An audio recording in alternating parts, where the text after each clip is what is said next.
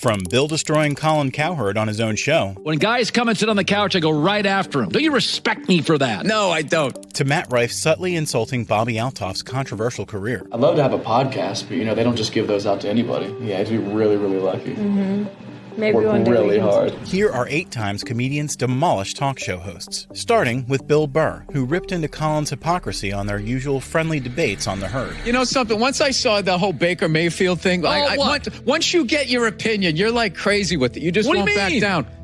You had a pro athlete sitting here. Right here. Yeah. Got and right in his... your gym class Jerry over here arguing with the guy like you got drafted too. It was ridiculous. When guys come and sit on the couch, I go right after them. Don't you respect me for that? No, I don't. And Bill didn't stop calling out Colin's BS. You big dumb desk hiding behind your microphone. I respect you for keeping it real, Colin. Yeah, I kept it 100. What about when you call somebody out and then have them in front of you? That's punk. Can't do No, that. but then you can actually just admit that you're wrong when the guy's delivering, because now he's delivering, he's still trashing. Well, yeah, he's not admitting that he's wrong. That's what I'm saying. But while Colin tried to make amends, Bill was having none of it. And then you're also on The Front Runner, which, starring you and Hugh Jackman, you're a comedian who can act, which is amazing, because I think acting's hard, and you act. Are you a good actor? There's a lot of comedians. Robin Williams won an Oscar. Eddie Murphy.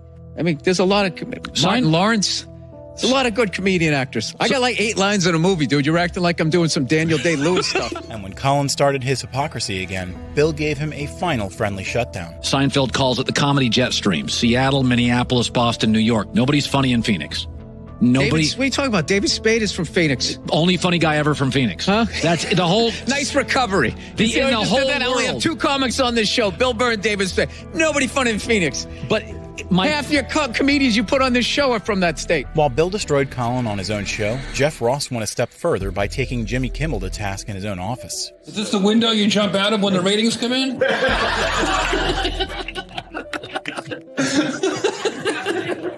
Oh, look at great. Tonight's monologue? It all started when Jimmy's producer asked Jeff to roast everyone in the office, which instantly backfired on him. This is Ken, the producer of my segment tonight. This all looks great. Thanks a lot. Who's your decorator, Al-Qaeda? You're like a pot doctor. If they raided you, you could be out of here in 5 minutes. Ken, thank you for being my producer, even though you're dressed like a limo driver. You look great. Congrats on your own The Salesman suit collection. And after dunking on the producer, his assistant was naturally next in line. Better get out, lady. Wow, I found a Pokemon. What do you use this for, to watch better shows? So how do you get to work every day, Jason? You follow the yellow brick road? Oh, it's great. I never met a Dinklage before. But on his quest to find Jimmy, Jeff found his sidekick and cut him down to size. Can I come in? Yeah, go ahead. Come on in. I wanted to check out your office. Wow, it's like Trump built a wall around just you. Is this your Fortress of Siestitude? Yeah. This is like a hostage video right now. Yeah. Which place Jimmy's office? Oh, take the stairs here. Yeah? And when Jeff met the top dog, he immediately sent him to the chopping block. Good to see you. Great to see you too. It's all working out for you. Yeah, everything's good here, yeah. Well, can I take a look around? Yeah, what do you think? I mean, it's... Is this the window you jump out of when the ratings come in?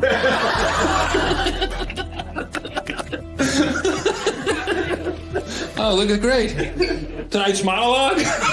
And just like Jeff took down Jimmy's whole production office this time, he had steamrolled over the entire newscast of WGN a decade prior to this. Today we have a special guest who will add to that. Comedian and celebrity roaster Jeffrey Ross is here with a morning show roast. Hello. Wow. Is that me? Yeah. Wow, this is amazing. I didn't know we were allowed to televise AA meetings. Look at the cast of the new VH1 show, The Worst Week Ever. But once it had left, there was no stopping Jeff's roast train. Is this a morning show or a telethon for people with bad haircuts? No, kidding. I love this show. Morning shows are usually bland and dull, but you people are exceptionally bland and dull. I know there's a writer's strike going on. Tell me, are there wardrobe and makeup people on strike? And Jeff's train soon arrived at its first station, Larry Patash. Larry, you're looking good, baby. You're looking good. You know, that's right. During the commercial, somebody told me Larry loves Duran Duran. This is yet another fact about Larry that is boring. Larry, I heard you had to work hard to lose that Boston accent, right? Yeah. Too bad you can't lose the face, huh? But Jeff only stopped for a few seconds before turning to Robin Baumgarten. Robin, I see you got your S&M chain on. Today's Thursday. Aren't you usually a redhead on Thursday? Robin, seriously, how often does your hair change color, huh? Do the viewers think their TV is messed up or something? Every week it's a different... All right. And Jeff kept amping up his roast before catching Pat Tomasulu in his crosshairs. Well, let's all give Pat a round of applause for winning the Gilbert Gottfried look. 8 years in a row, right? You got to admit, you look a lot like Gilbert Gottfried, only you're uglier and more annoying. Those are some teeth you got there, Pat. I bet you could eat corn through a white picket fence. But when Jeff's train finally came to a halt, Paul Conrad had to take the brunt of it. And give it up for Paul, the lovely weather girl. Hey, Paul, what, no lederhosen today?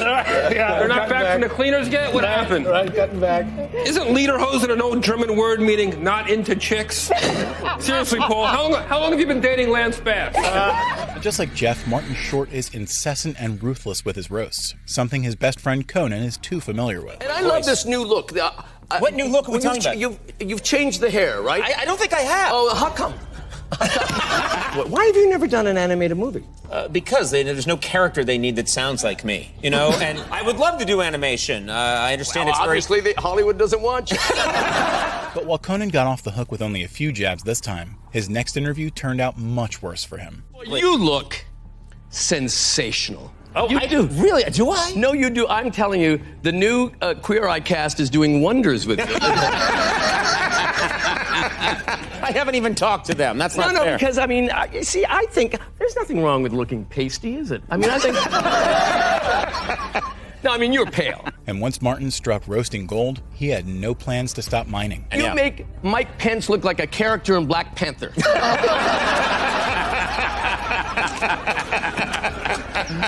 really do. There's nothing you need to brace yourself more than what comes after a Martin Short comment. No, I mean, he puts sunscreen on at night. Listen, But even in friendly banter, Martin made sure his punches hurt. A suit and a Duraflame log. It really listen. Barbara Streisand would clone you if she could. So much for the theory that heavy drinking ages a man. You really look... Thank you. Marty, I love it when you're on for a period of time, and then you're glad that I'm gone. And then I'm so glad you're gone. Just like Martin didn't pull his punches, Chris Rock didn't hesitate either, and it showed when he aired David Letterman's dirty laundry on live TV.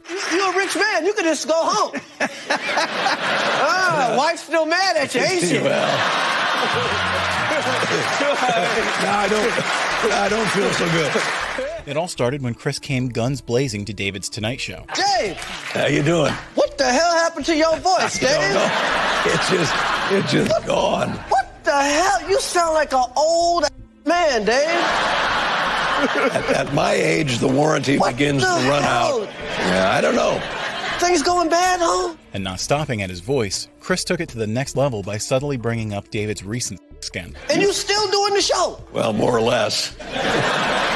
I don't know that it would hold up in court. Whoa!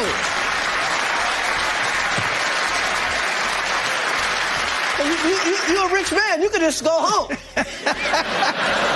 Wife's still mad at you, ain't she? But despite the gravity of the scandal, Chris couldn't help but poke fun at David. Why am I going to drive back to Connecticut to a mean woman? I might as well just stay here and do the show with no voice. I love you, honey. I've been there, Dave. Is that right? I've been there. Let's talk about it. I've been in the cave, baby. And while David tried to change the topic, Chris was in no mood to move on. How do you do that? How do I tour, Dave? Do you ever get sick when you're out there on the road? I do get sick, Dave. And if my wife is mad at me, I just add on shows. I just add on. Keep going. Oh, yeah. Oh, yeah, we're gonna do Roanoke next week. But when Chris continued his rampage, even David joined in on his own self-roast. Well, I was backstage and fired all the cute girls. You got a bunch of fat old guys back there. It's horrible, man. The vibe is just horrible, man. The band can't take it no more. I tell you something, some of those guys are starting to look pretty good. And someone else who came guns blazing to an interview was Bobby Lee, when he started a podcast episode roasting the host. And I don't want to make you feel bad about yourself. I'm so sorry. No, that's fine. But thanks for qualifying. you literally are one of the most f***ed up human beings I've ever seen. And your face is so f***ed up that I almost want to leave. Oh, shit. Because it's Halloween. And with zero hesitation, Bobby continued dropping nuclear bombs. I've seen bodies. Oh, okay. Like on the side of the road. Jesus. 3 weeks decomposed. They look better than you. Okay. Is what I'm saying to you. All right. Eating fat and God's friole, gift. and then you probably barf up the friole and refry it. You probably refry the friole after you barfed it. But as if grilling one wasn't enough, he put the other host under blast as well. You know, All you right. got fat and you got ugly. Hey. A little bit. You know, and I don't know what. You know what? You know what's f***ed about this guy right here?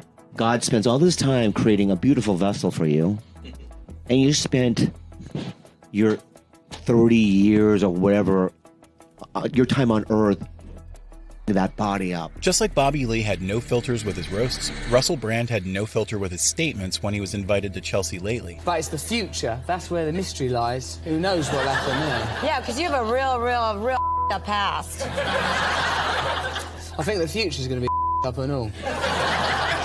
Now, you're a sex addict, is that right? I don't know if it's right, but it's fun. But Russell's responses only got wilder over time. No, as a and addict, I made some unusual decisions.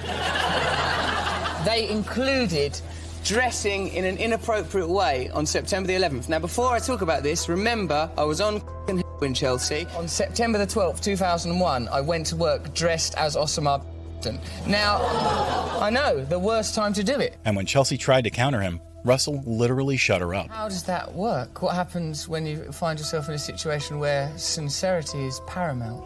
What? The way you're looking at me makes me want to cover up my vagina.